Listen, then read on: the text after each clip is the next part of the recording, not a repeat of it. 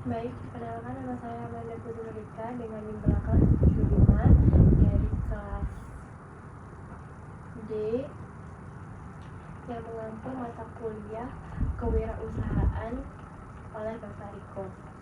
Pertama, saya akan menjelaskan mengenai ide bisnis saya. Yang pertama, membuat baju dari kain perca. Kenapa saya menciptakan ide membuat baju dari kain perca?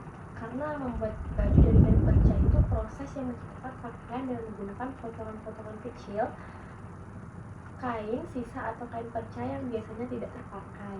Kain perca ini bisa berasal dari sisa produksi, pakaian yang tidak terpakai, atau proyeksi menjahit sebelumnya.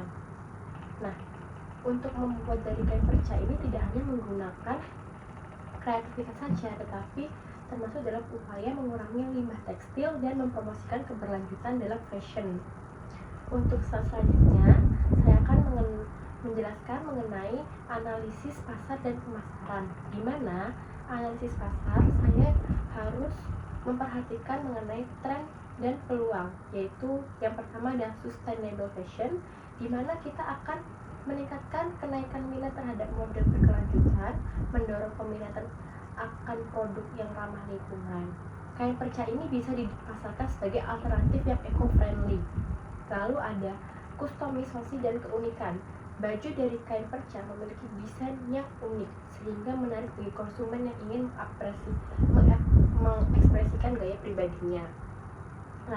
Lalu saya akan melihat juga target pasar, di mana yang pertama yang saya lihat adalah demografinya, yaitu yang saya incar adalah usia muda di usia 18-35 tahun yang aktif di sosial media, yang lebih terbuka terhadap tren terbaru.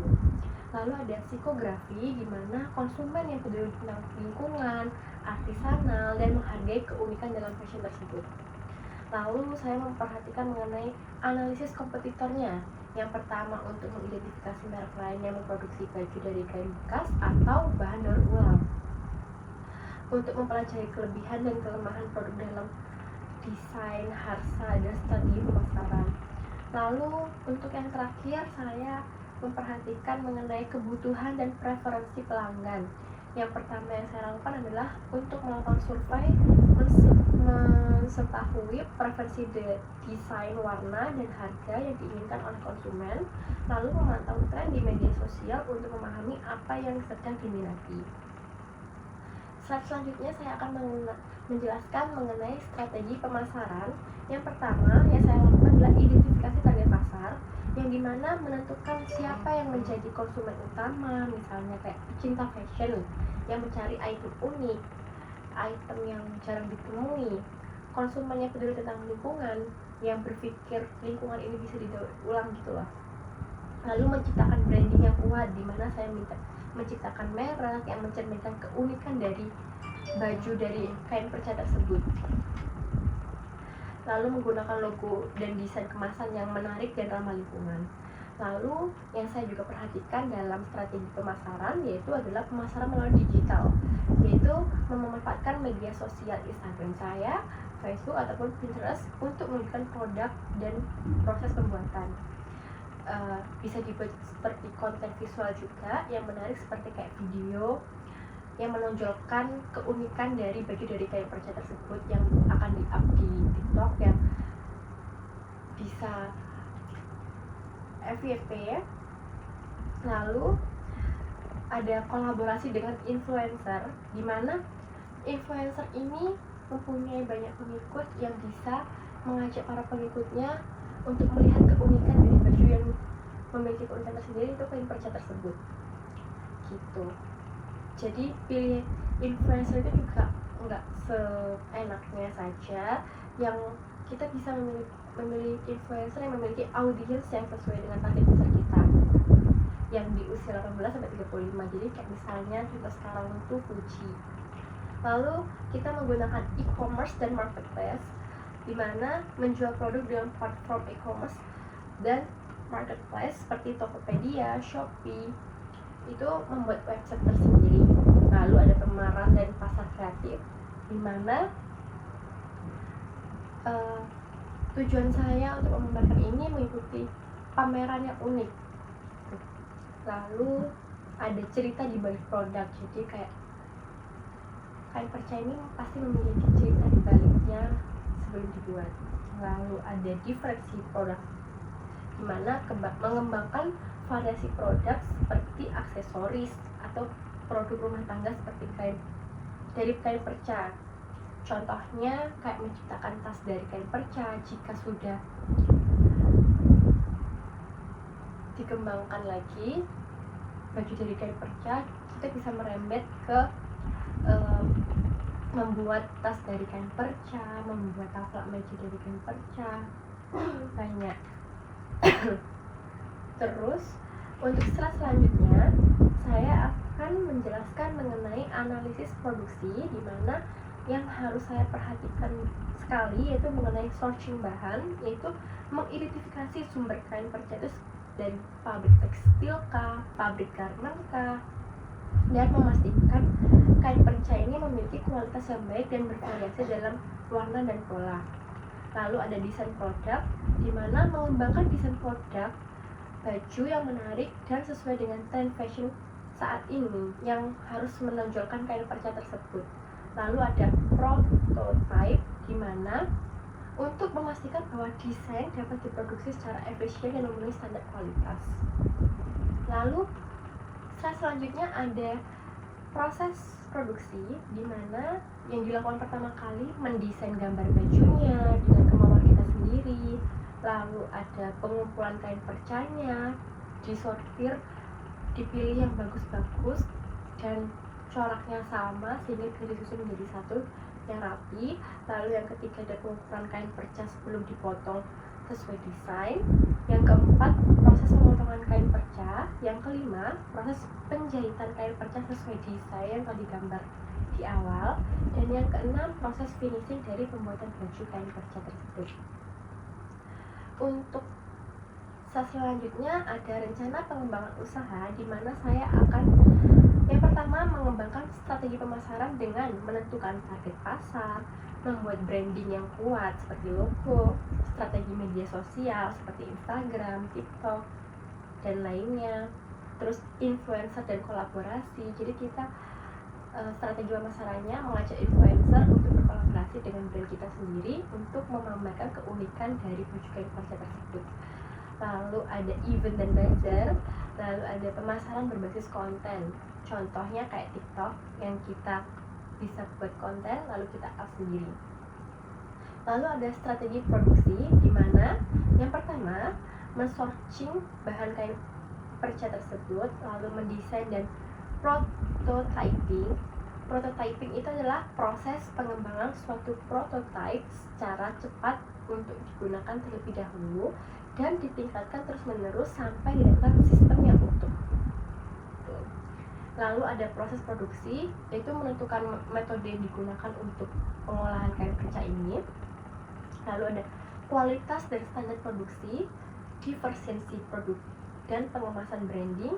Lalu ada rantai pasok yang efisien. Jadi kita juga harus memperhatikan rantai pasoknya agar tidak kehabisan stok untuk kain perca. Lalu ada strategi dalam organisasi dan SDM, di mana untuk organisasi saya itu harus menstruktur organisasi yang jelas, kerjasama dengan komunitas, dan pengolahan rantai pasokan. Contoh pasokan kain perca tersebut. Untuk SDM, saya akan melakukan pelatihan dan pengembangan kultur kerja yang positif, membangun kultur kerja yang positif yang tidak ada sayang gitu. Lalu ada rekrutmen yang tepat dan manajemen kinerja. Untuk strategi keuangan sendiri, saya mengambil untuk perencanaan atau anggaran yang teliti, pengolahan modal kerja, diversiensi sumber pendapatan, lalu ada pengendalian biaya, analisis dan pengolahan risiko, investasi dalam pemasaran digital, monitoring atau penyetatan rapi. Jadi pengeluaran pemasukan itu dicatat dirapi dalam satu file, lalu menjalin hubungan baik dengan pemasok agar kemungkinan kita bisa dapat harga miring dari pemasok. untuk bahan baku kita sendiri, jadi keuangannya itu bisa dikurangi. Lalu untuk analisis keuangan di selanjutnya ini saya akan menjelaskan kira-kira saya akan menjual kain perca tersebut per bulannya di 100 baju dengan harga jualnya per item 200.000. Untuk total pendapatan bulannya itu, jadi total pendapatan bulanan dibagi total pendapatan sama dengan jumlah baju dikali harga jualnya gitu. Jadi kayak jumlah baju dikali harga jual sama dengan 100 kali 200.000, jadi 20 juta. Itu total pendapatannya per bulan. Untuk pengeluarannya pun kita juga memikirkan mengenai bahan baku yang kira-kira 5 juta untuk kain perca saja, 4 juta untuk gaji karyawan, biaya pemasaran itu berkisar 1,5, ataupun untuk endorse influencer yang berkolaborasi dengan brand kita. Terus ada biaya operasional seperti sewa unit, sewa alat jahit, itu berkisar 2,5 juta, dan biaya lain-lain atau biaya arjen kita kasih ke 1 juta. Untuk total pengeluaran itu berkisar 14 juta. Jadi untuk laba bersih kita itu hanya menerima 6 juta per bulan. Jadi kita juga menganalisis titik impas kita atau break even point, di mana biaya tetap misalnya kayak biaya sewa. Biaya tetap itu kan kayak biaya sewa. Dan gaji karyawan itu kan berkisar 6.500.000. Lalu ada biaya variabel per bajunya yaitu 50.000. Jadi untuk titik impasnya kita itu perlu menjual 44 baju per bulan untuk mencapai titik impas. Jadi kan target kita 100, itu tuh kita bisa mendapatkan untung 6 juta per bulan. Tapi kalau misalnya memang ada segi, itu target kita itu di 44 agar tidak rugi. Jadi 44 baju itu dijual per bulan, itu standar pembelian agar kita tidak rugi dalam berusaha.